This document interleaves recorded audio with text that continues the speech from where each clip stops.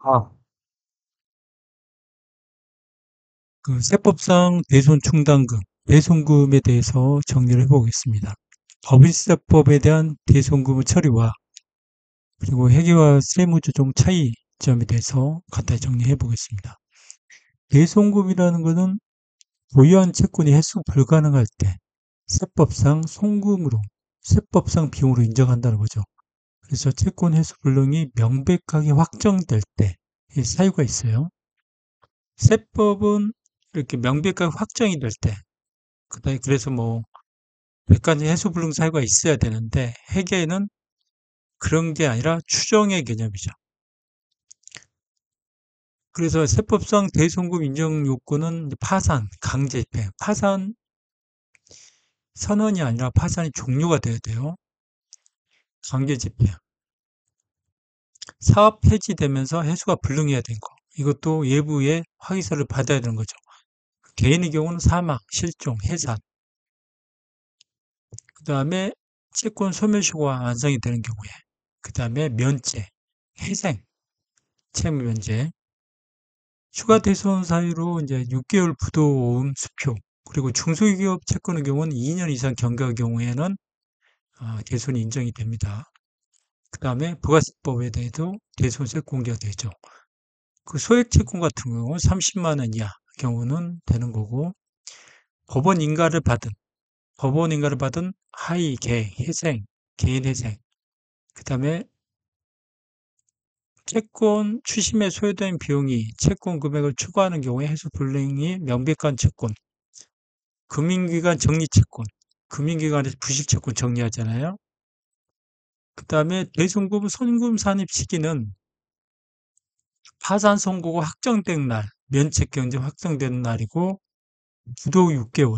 그 다음에 예상매출금 같은 경우, 중소기업 예상매출 같은 경우는 만기일로부터 2개월, 2년 지나야 돼요. 법원 결정은 파산 선고, 면책 결정, 회생 인가 등의 해당 결정에 속한 3년도에 송금 정리하고 소멸시효 완성은 날에 합니다. 그래서 이때는 신고 조정으로 가능합니다. 대송금의 경우에는 송금 한도 내에서 인정이 되죠. 세법상 속고무사입인데 해소 가능성이 있을 경우에 대송금으로 인정되지 않겠죠. 담보분이 존재하거나 채무자가 일부 변제 의사를 표시한 구상채권이 가능할 경우에, 그리고 특수관계자에 대한 대여금은 대손 처리가 인정이 안 돼요. 그래서 파산 종료 경우에도, 그래서 특수관계 대여를 했는데 파산이 종료가 됐다. 그럴 때는 대손 사유가 되지 않습니다. 이 부분은 좀 혼동하는 경우가 있어요. 그러나 예상 매출금이나 미수금 이런 경우 되는데 특수하게 대여금을 인정하지 않고, 만약 파사가 종료가 될 때는 지급이자나 인정이자 대상은 아닙니다.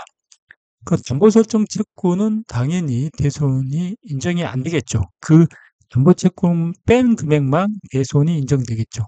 그래서 담보, 보증, 즉 보증돈.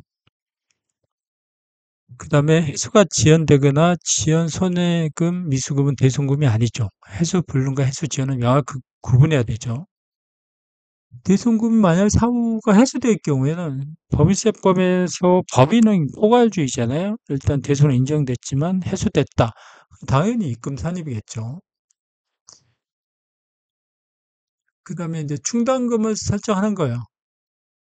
충당금 설정하는 것은 회계에서 충당금을 설정을 하면 세법은 그 일반 대손 확정된 채권 이의 경우는 1%만 대손으로 인정이 되죠. 그 차이만큼은 세무조정해야 되는 거고, 그래서 회계상 추정 손실은 세법상 인정하지 않죠. 실제로 해수 불능이 확정된 권리의무 확정주의죠. 그리고 객관적 사유가 있어야 돼요. 부도 파산, 소멸시 완성. 해수 불능이 확정된 사업연도를 정확하게 판단하여 해당 연도에 송금 산입하는 거죠. 증빙서류는 그 법원 결정문이나 부도증명서, 내용증명, 객관적 증빙서류나 아니면 신용정보회사 통해서 재산이 없다는 걸 확인하는 게 있어야 돼요. 그리고 대손금을 회수한 경우에 즉시 입금으로 환입하여 가세형평을 유지해야 되고, 그래서 일반적인 채권은 1%죠. 금융기관은 0.6에서 1%입니다. 특수관계 채권은 부당하게 계산 부인이 되기 때문에 대손은 인정을 못 받아요. 담보 설정 채권은 담보 처분 후 잔액만 대손 인정이 되고, 소액 채권은 30만 원 이하는 그냥 묻지마 송금 산입이입니다. 대손 훼손 시 입금 산입은 당연하겠죠. 그래서 그 회계 대손과 세법은 대손은 틀립니다. 회계는 발생주의지만 세법은 권리 함정주의이기 때문에 틀리고, 그리고 이제 결산 조정과 신고 조정이 있어요. 결산은 회계에 반영할 때만 세법은 송금을 인정하는 거고, 신고 조정은 회계에 반영을 안 해도 소멸시 완성, 파산, 뭐 회생 이런 경우는 신고 조정으로 송금산이 가능합니다.